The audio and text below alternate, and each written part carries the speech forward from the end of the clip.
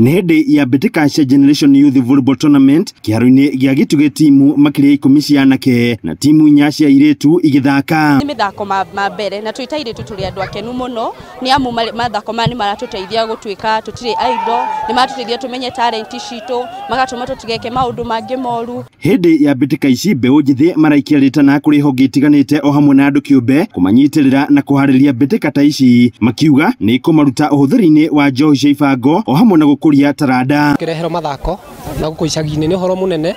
na horo wa gukorwo ni araturirikana wega na nitukuhota gukorwo tukimenya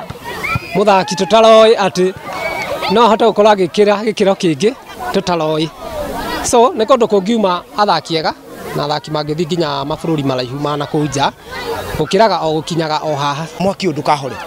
tutwarithio na mbere na pace ino ona ka kwahotekeka